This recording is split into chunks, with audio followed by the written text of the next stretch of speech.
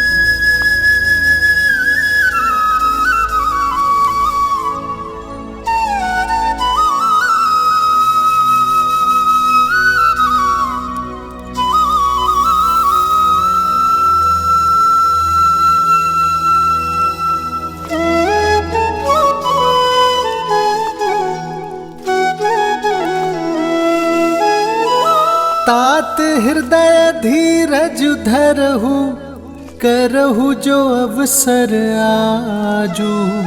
उठे भरत गुर बचन सुनी, करन कहु सबु साजू।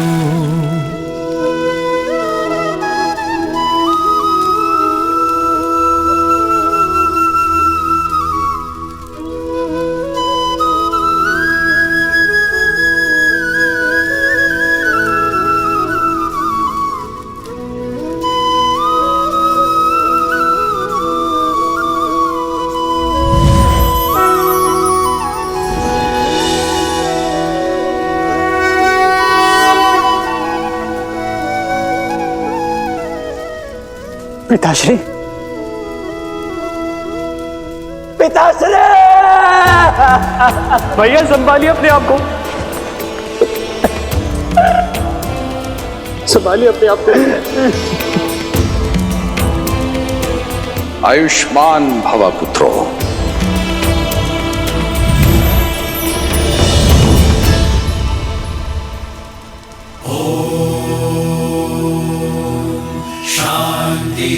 शांति शांति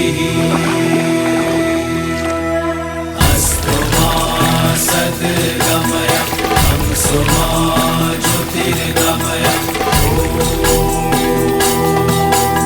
शांति शांति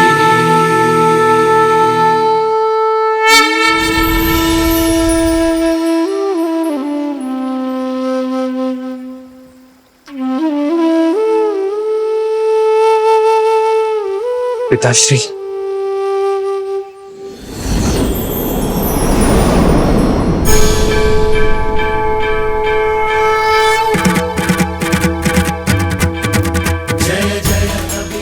मैं प्रसन्न हुआ मनु, वर मांगो। एक ही अभिलाषा है प्रभु, आप हमारे पुत्र के रूप में जन्म लें। राम नाम सत्य है, राम नाम सत्य है प्रभु।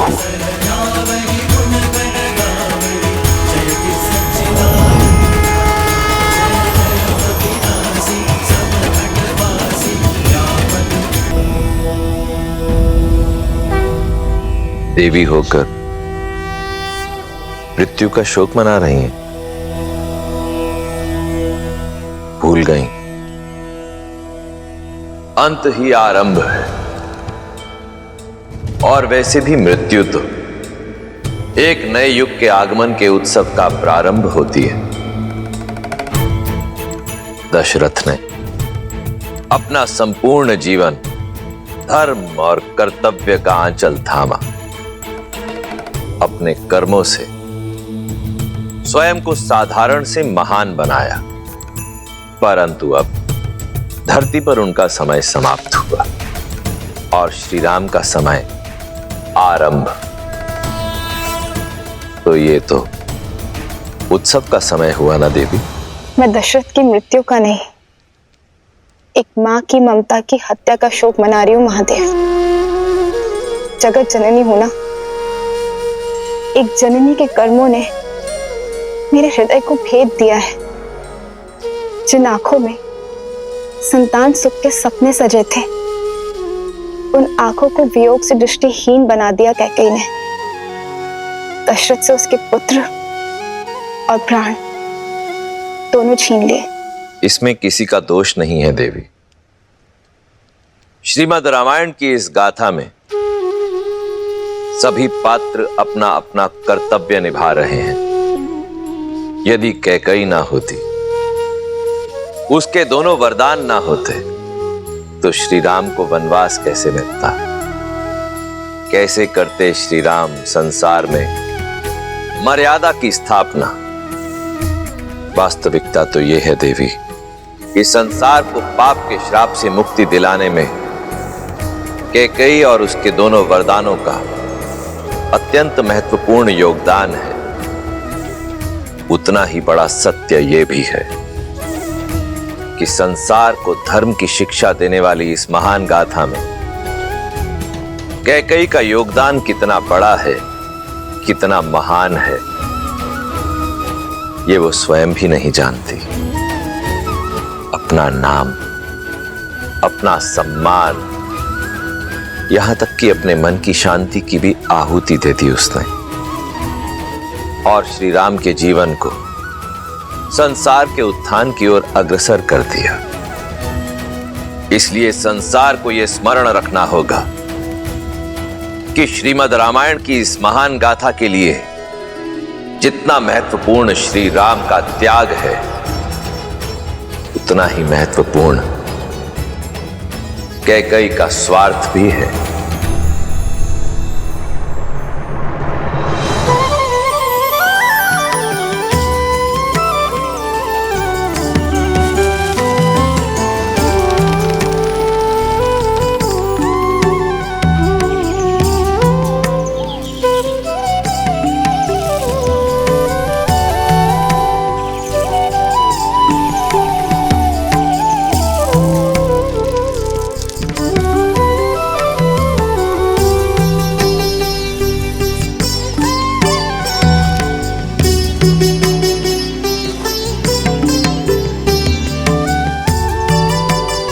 पक्षियों का पेट तो भर दिया, अब तनिक अपना भोजन भी ले लीजिए आर्य।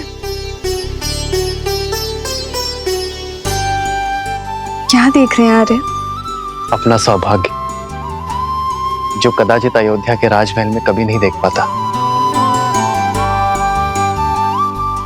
कितनी सरलता से मिथिला की राजकुमारी होने का पद,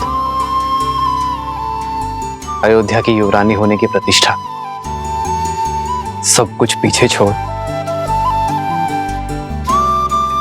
तुम इस विषम परिस्थिति में ढल गई, एक वनवासिनी बनकर। वनवासिनी नहीं, आपकी संगीनी आर्य।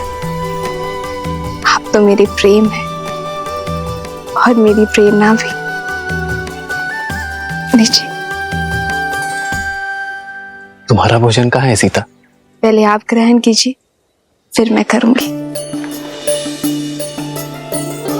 ये कैसे संभव है जब प्रेम, पद और परीक्षा एक समान है? तो फिर ये भेद क्यों सीता? बैठो। जन्म जन्म का है ये संगम, राम रतन सीता वैभव धन। एक है पौरुष, एक समर्पण, एक है रूप तो दूजा दर्पण।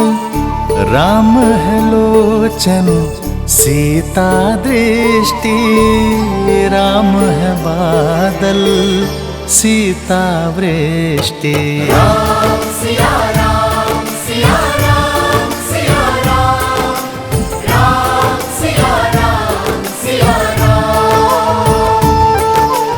राम सिया राम, सिया राम, सिया राम, राम सिया राम, सिया राम।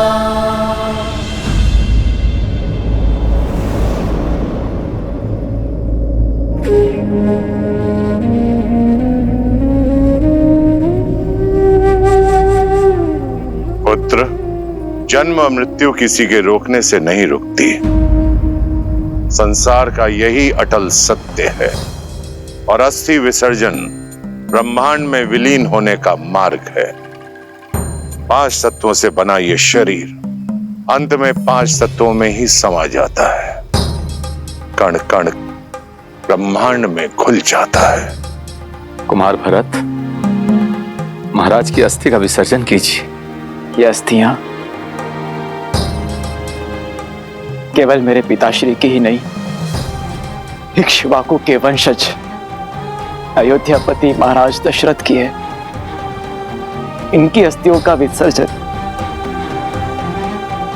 वही कर सकता है जो महाराज का उद्देश्य और उनका दायित्व अपने सर लेने में सक्षम हो, जो अयोध्या का सच्चा उत्तराधिकारी हो। महाराज की अस्थियों का विसर्जन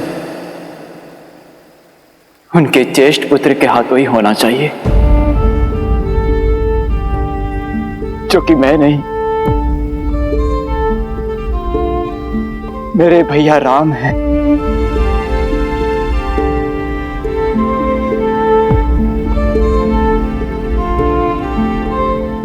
मैं रघुकुल कुमार भरत महाराज दशरथ की संतान रूपी प्रजा और उनकी पावन अस्थियों को साक्षी मानकर ये सौगंध खाता हूं कि श्री राम का ये दास वन में जाकर अपने देव तुल्य भैया राम,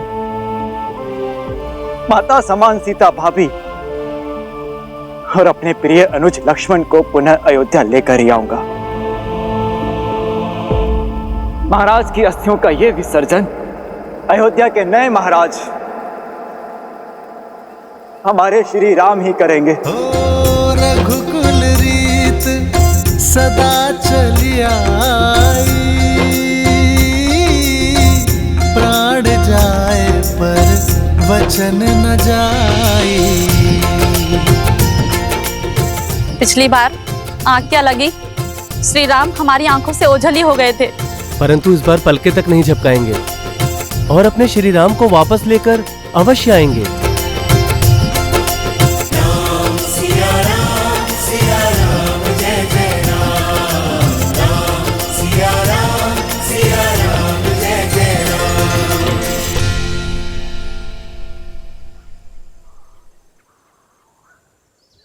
माता, आप दोनों रथ में बैठने की कृपा करें और हम इसी क्षण वन में जाकर अयोध्या की खोई हुई आशा, राम भैया, सीता भाभी और लक्ष्मण को पुनः ले आए। मेरे भैया और भाभी वन में पैदल ठोकरें खाते हो तो उनका ये दास रथ में बैठकर कैसे जाए? अतः मैं और शत्रुघ्न पैदल चलकर जाएंगे। जी आचार्य, मैं और भैया पैदल ही जाएंगे उन्हें लेने। आइए माता। रुकिए!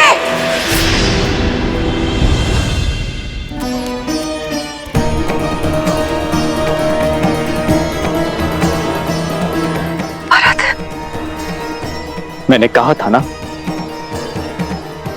कि मेरे समक्ष मत आना। तुम्हारे रोकने से ना ये धर्म रुकेगा, ना कर्म और ना ही ये अयोध्या। विनती है मेरी, और कोई स्वांग मत रचिए। मैं यहाँ आप सबको रोकने नहीं आई हूँ, आप सबके साथ चलने आई हूँ। जो अपराध मुझसे हुआ है उसे सुधारने आई हूँ, अपने राम को लेने आई हूँ। मेरा राम मेरे कारण यहाँ से गया ना, मेरे कहे बिना वो नहीं लौटेगा भरत।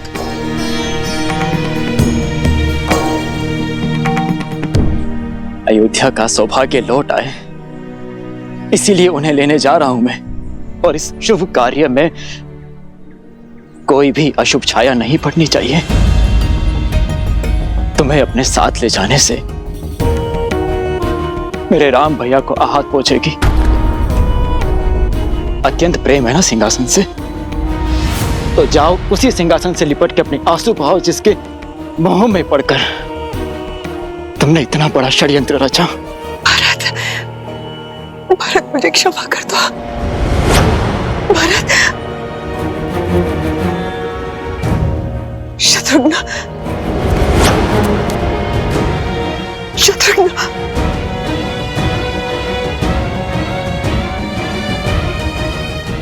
दीदी आप तो मेरा विश्वास कीजिए, मेरे हाथों बहुत बड़ा पाप हो गया दीदी। उस पाप को धोना चाहती हूँ। प्रायश्चित का एक अवसर दीजिए दीदी। राम ने भी राक्षसी ताड़का को एक अवसर दिया था दीदी, केवल एक अवसर दीजिए दीदी। मैं अपने राम से क्षमा मांगना चाहती हूँ, अपनी सीता से, अपने लक्ष्मण से याचना करना चाहती हूँ दीदी। जिस वचन की डोर के कारण उन्हें वनवास जाना पड़ा, उस डोर को तोड़ना चाहती हूँ दीदी। मैं अपना वचन वापस लेना चाहती हूँ, केवल एक अवसर दीदी।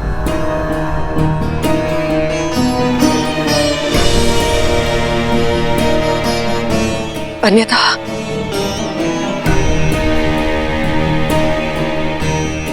मैं यही अपने प्राण त्याग दूंगी दीदी, मैं अपने प्राण त्याग दूंगी।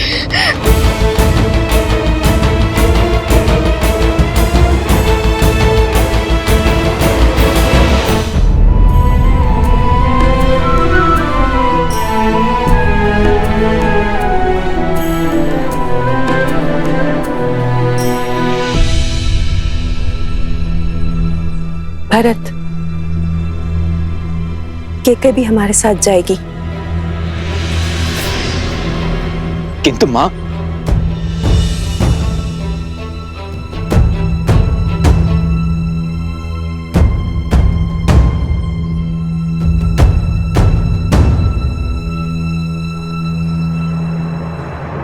आदर्श और मर्यादा की है ये कथा महापावनम। कांटे मद श्री से मिला दे श्रीमद् रामायणम, श्रीमद् रामायणम, श्रीमद् रामायणम।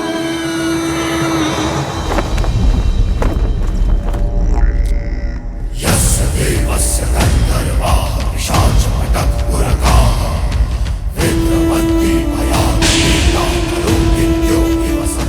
ये केवल रावण के शत्रु का शीश नहीं, लंका के शत्रु का शीश है। और उस दुस्साहसी की नियति है जो रावण पर संदेह करता है, और उस मूर्ख को चेतावनी है जो लंका के अस्तित्व, लंका की स्वतंत्रता को ललकारना चाहता है। इससे अंतर नहीं कि वो मित्र है, शत्रु है या संबंधी। स्मरण रहे, जो भी शीश दशानन के समक्ष खड़ा होगा वो कटेगा। वयम राक्षसम।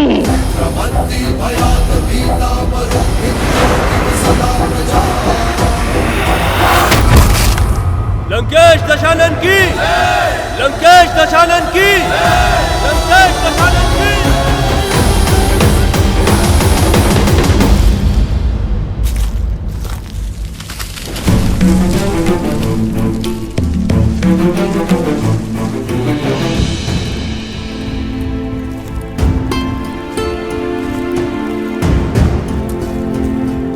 प्रणाम ऋषिगण। आयुष्मान भव। आयुष्मान भव। हम श्री राम से मिलने आए हैं, क्या उनसे भेंट हो सकती है? अवश्य, आइए इस ओर। कहिए ऋषिवर, मैं क्या सेवा करूं आपकी? श्री राम आपकी ख्याति सुनकर चले आए, रक्षा की भिक्षा मांगने। संतों की रक्षा ही तो एक क्षत्रिय का पहला धर्म है। आज्ञा करें। हम दंडकारण्य से आए हैं, जहां हम ऋषि मुनि ही क्या, प्रजा भी उन दो राक्षसों के प्रकोप से ग्रसित है। तो बताइए ऋषिवर, कौन है ये उद्दंडी? खर और दूषण माया में निपुण लंकापति रावण के सौतेले भाई हैं।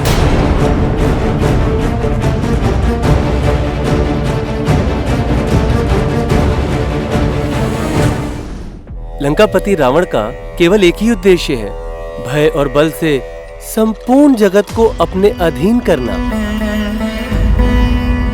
फिर चाहे धर्म और न्याय की बलि ही क्यों न चढ़े, आतंक की सीमा पार ही क्यों न हो जाए। श्री राम, जैसे आपने तारका वर्ण को ताड़का मुक्त किया, उसी प्रकार से हमारे वर्ण को भी खर और दूषण के आतंक से मुक्त कीजिए। प्रजा की सुरक्षा और संतों की सेवा ही रघुवंश की परंपरा है ऋषिवर। हम उनसे विमुख नहीं हो सकते। आप निश्चिंत रहिए ऋषिवर। मुझे विश्वास है कि चित्रकूट में कोई बहुत बड़ा उद्देश्य हमारी प्रतीक्षा कर रहा है। कदाचित इसलिए ऋषि भारद्वाज ने हमें यहां रुकने का परामर्श दिया है। यदि आपकी आज्ञा हो तो चित्रकूट में अपना उद्देश्य समाप्त कर हम कुछ दिनों बाद यहां से प्रस्थान करेंगे। जैसी आपकी इच्छा। शब्दों से अधिक महत्व और कुछ नहीं। हमें विश्वास है जिनके कोई नहीं उनके श्री राम है। अब शीघ्र आइए श्री राम, और हमें रावण और उसके भाइयों के आतंक से मुक्ति दिलाइए।